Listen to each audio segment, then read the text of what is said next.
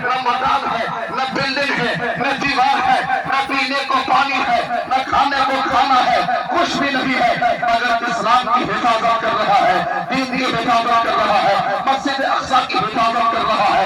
ایک ہم ہیں، ایک ہمارا بیٹا ہے، ایک ہمارا بھائی ہے، تمام چیزیں ہیں، بیٹھنے کے لیے بستر کا انتظام ہے، آسمان پہ شامیانہ کا انتظام ہے، روشنی کے لیے لائٹ کا انتظام ہے۔ ان تمام چیزوں کو ٹھکرا کر چلا جاتا ہے۔ اب نوجوانوں کی حالت کو دیکھیں، رات کی تنہائی ہوگی، لڑکیوں سے بات کرے گا، بولے گا لو یو بول، تب فون کاٹے گا، ابھی جائے گا اور رات موبائل چلائے گا، یوٹیوب چلائے گا، فیس بک چلائے گا، انسٹاگرام چلائے گا، لڑکیوں کو بولے گا آئی لو یو بول، تب جا کے میں فون رکھوں گا۔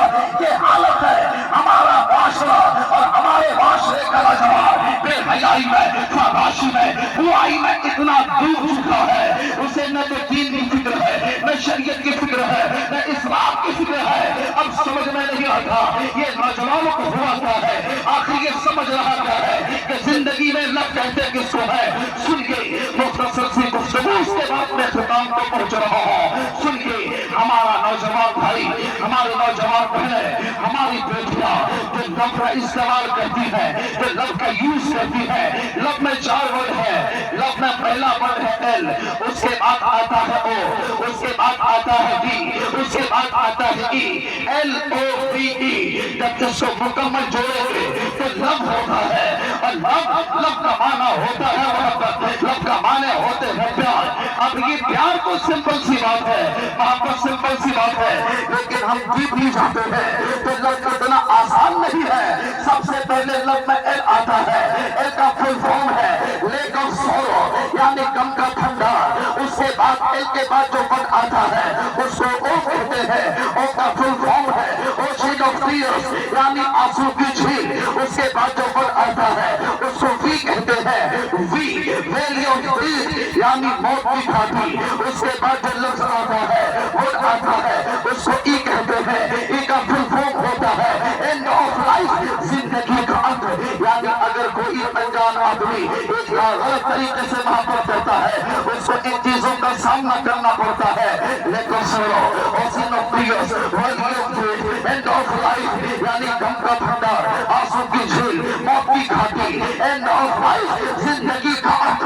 ہمارا بیٹا جس کو ہم نے تربیت نہیں دی، اس کو دین نہیں سکھایا، اس کو شریعت نہیں سکھائی، اس کو اسلام نہیں سکھایا، ایک غیر محرم کی لڑکی کی محبت میں پڑتا ہے، اپنی جوانی تباہ کر دیتا ہے۔ یہ بھول جاتا ہے ہم یوں ہی جوان نہیں ہوئے ہیں، باپ کی جوانی ہوتی ہے تب جا کے ہم جوان ہوئے ہیں، باپ کی ریڑھ کی ہڈی گل گئی ہے تب جا کے میرے ریڑھ کی ہڈی سیدھی ہوئی ہے، باپ کی کمر ٹیڑھی ہو گئی ہے تب جا کے ہم سیدھا پہ کھڑے ہو پائے ہیں۔ یعنی ایک نوجوان اپنی ماں کی ممتا کو ٹھکرا کے، باپ کی محبت کو ٹھکرا کے، بہن کی محبت کو ٹھکرا کے ایک انجان لڑکی کے محبت میں پھنستا ہے، اور پھر نتیجہ یہ ہوتا ہے کہ خودکشی کر لیتا ہے۔ کمی نوجوانوں کی نہیں ہے، عالی وقار کمی سے بدل نوجوانوں کی نہیں ہے، بلکہ کمی والدین کی ہے، کمی ماں باپ کی ہے۔ ہم نے اس کو صحیح تعلیم نہیں دی، ہم نے اس کو صحیح تربیت نہیں دی، ہم نے اسے شریعت نہیں سکھایا،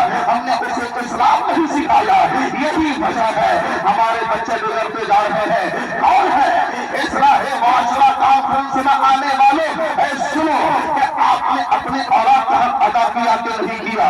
آپ کا بیٹا جب پیدا ہوا، بچے کا حق یہ ہے اس کے کان میں آزان دیا جائے۔ آپ نے اپنے بیٹے کے کان میں آزان دلوائی کہ حضرت علامہ نوشاد صاحب اللہ سے کہا امام صاحب چلیے میرے گھر میں لڑکا پیدا ہوا ہے جا کے میرے بیٹے کے کان میں آزان دے دیجیے۔ آپ نے اپنے بیٹے کا حق نہیں مار دیا، آپ نے نام لکھا، آپ اپنے بیٹے کا نام رکھنے کے لیے آپ کسی عالم کے پاس گئے نہیں، آپ نے خود سے نام رکھا، کسی کا نام رکھا روحی، کسی